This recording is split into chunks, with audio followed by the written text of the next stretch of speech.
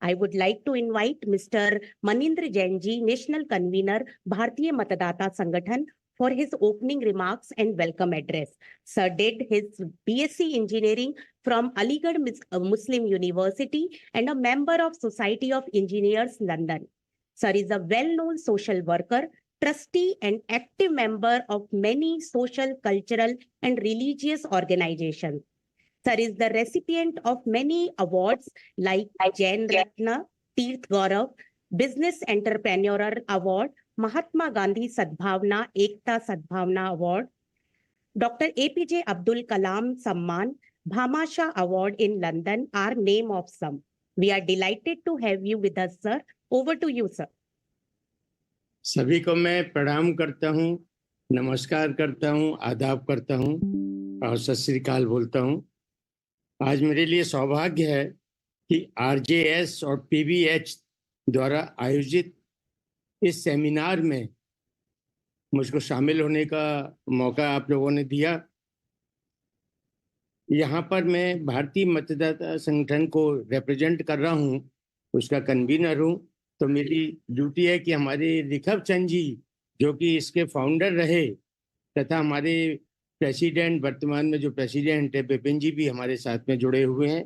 साथ ही साथ मनोहर जी, सुरजीत जी और डॉक्टर ज्योति जी जो आज इस कार्यक्रम को संचालित कर रही हैं, आपको भी मैं सभी को प्रणाम करता हूं।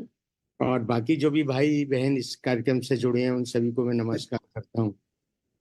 मेरा मानना है कि हम सभी लोग 2024 के जिस चुनाव के लिए बात कर रहे हैं और जिसको हमारे देश में लोकतंत्र का त्योहार करके पुकारा जाता है, ये हमारा ही देश है जिसमें हम इसको त्योहार करके मानते हैं। और बहुत बड़ी बात क्या है कि 18वीं लोकसभा का जो प्रारंभ है वो 19 तारीख से हो रहा है। 18वीं का प्रारंभ 19 अप्रैल से हम सभी लोगों को मालूम है 1 जून तक चलेगा और हमको 4 जून को रिजल्ट आएंगे और हमको देश को चलाने वाले नए लोग मिलेंगे, कुछ पुराने रहेंगे, कुछ नए लोग मिलेंगे। इसमें हम लोगों की ड्यूटी क्या है, हम लोगों को उसके ऊपर एक चर्चा करनी है सभी लोगों को मिलकर के कि मतदाताओं का क्या कर्तव्य है तथा जो भी आगे सरकार को चलाने वाले हैं या जो हमारे लॉज बनाने वाले हैं उन सबका क्या कर्तव्य है, उसके बारे में मुझे उम्मीद है कि सभी लोग मिलकर के इस बारे में चर्चा करेंगे। एक चीज मैं बहुत इंपॉर्टेंट मांगता हूं और आप सभी उन लोगों को नमन करता हूं जो इस कार्यक्रम से जुड़े हैं कि सभी लोग अपना व्यापार, अपना नौकरी अच्छे से करते हैं, उसके बाद समय बचता है तो धर्म करते हैं, उसके बाद मौज मस्ती में अपना समय लगाते हैं और उसके बाद जो समय बचता है उसको समाज सेवा के लिए लगाते हैं। तो लास्ट प्रायोरिटी जो लोगों की होती है वो समाज सेवा होती है। तो इसीलिए मैं पुनः सभी को नमन कर रहा हूँ कि यहाँ जो जुड़े हैं वो बिना किसी अपेक्षा के, क्योंकि हम लोगों की किसी की भी कोई अपेक्षा नहीं है और अपेक्षा है तो एक ही अपेक्षा है कि हमारे देश में अच्छे से चुनाव हो जाएं, अच्छी सरकार बने, अच्छे लोग आ जाएं, जिससे हमारे आने वाली पीढ़ियों का भविष्य बहुत ही उज्जवल बने। सिर्फ इसी अपेक्षा के साथ हम लोग सब यहाँ पर जुड़े हुए हैं। बताते हुए खुशी तो है ही कि हमारे देश में जाति, वर्ण, लिंग, अल्पसंख्यक, बहुसंख्यक, इन चीजों को अब नहीं माना जाता। एक समय तक इन चीजों पे बहुत जोर दिया जाता था। अब समय के परिवर्तन के साथ नए बच्चों की नई पीढ़ी की पढ़ाई के साथ में, जागरूकता के साथ में, सोशल मीडिया की वजह से और अन्य वजहों से अब बहुत जागरूकता हो गई है। अन्यथा पहले तो आप सभी लोगों को मालूम है कि ज्यादा करके हम लोग अपराधी लोगों को ही ज्यादा ध्यान देते थे। अपराधी लोग जो बाहुबली होता था उसको प्रायोरिटी थी, लोग उसके सामने खड़े होने में भी डरा करते थे। और ऐसे नए नए कानून आ गए जिसमें नोटा भी आ गया, आप सभी को मालूम है, जिसमें कि अगर हमको कोई पसंद नहीं है तो हम उसके खिलाफ में नोटा का भी उपयोग कर सकते हैं। और क्योंकि इस कानून का मुझे ध्यान है क्योंकि मैं अन्ना जी के साथ जुड़ा रहा, उनके ऊपर फिल्म भी बनाई थी मैंने और कपिल शर्मा के शो में भी गया था। तो नोटा पे हम लोगों ने उस समय काफी जोर दिया था।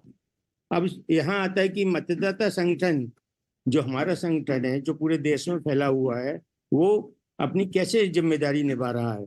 हम लोग 3 तरह से काम कर रहे हैं। हम लोग सरकार माने या ना माने, हम उनको लिखते रहते हैं, अपने सजेशंस देते रहते हैं। हम विधि आयोग को भी अपने सजेशंस देते रहते हैं और मतदाताओं को भी जागरूक करते रहते हैं कि भाई आपके क्या अधिकार हैं, आपको क्या करना चाहिए। क्योंकि मैंने जैसा कहा कि सामाजिक चीजों को हम लोग लास्ट प्रायोरिटी देते हैं, तो जो सबसे कठिन काम है वो मतदाताओं को जागरूक करना है। कि सरकार तो अपने हिसाब से काम कर ही लेती है, अपने हिसाब से चीजों को मोल्ड कर ही लेती है जहाँ तक होता है, पर मतदाता अगर जागरूक रहते हैं तो उनको लोग इस काम में सफल नहीं हो पाते हैं, ऐसा मानना है।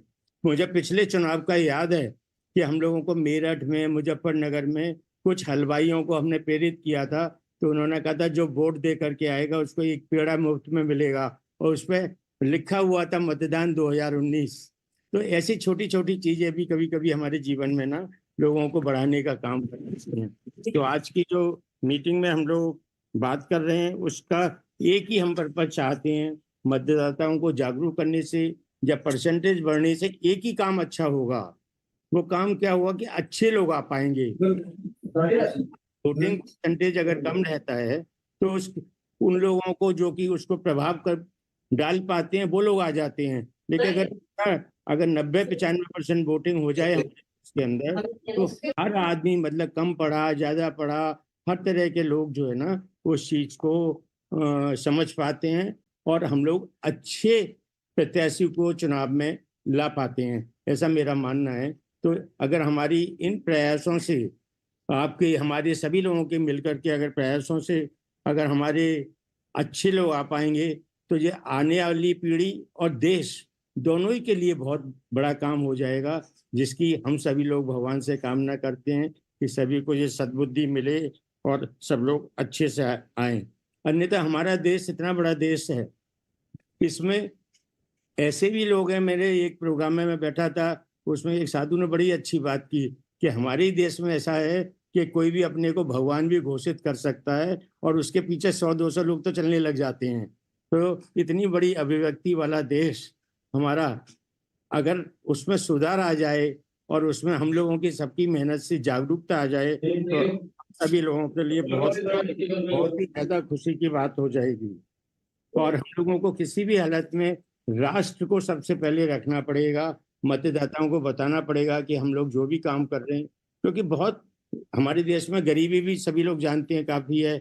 अभी प्रधानमंत्री जी भी बोलते थे कि 25 करोड़ लोगों को गरीबी रेखा से ऊपर किया है, तो अभी तो काफी लोग बाकी हैं जो कि इस रेखा से और ऊपर आना है, जिनके लिए रोटी कपड़ा और मकान, वो उसी में वो लोग फंसे रहते हैं। उनको पता नहीं लगता कि सरकार क्या करे क्या नहीं करे और क्या करने से उनका भला होगा, क्योंकि उनको तीन ही चीजों से ज्यादा मतलब होता है। तो आज हम लोग मिलकर के संकल्प लें, और मैं उदय जी को बहुत इसके लिए उनके काम की अनुमोदना करता हूँ।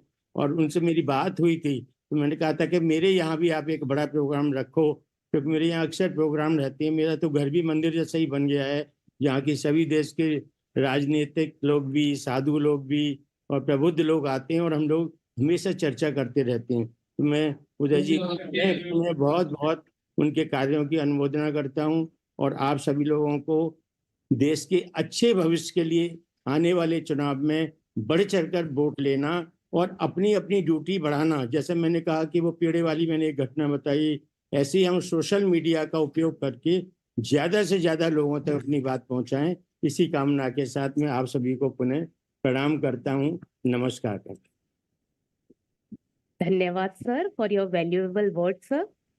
जैसा कि सर ने बताया कि भारत में 18वीं लोकसभा के 543 सदस्यों को चुनने के लिए 19 अप्रैल 2024 से 1 जून 2024 तक आम चुनाव होंगे। ये चुनाव 7 चरणों में संपन्न होंगे और इसके नतीजे 4 जून 2024 को घोषित किए जाएंगे।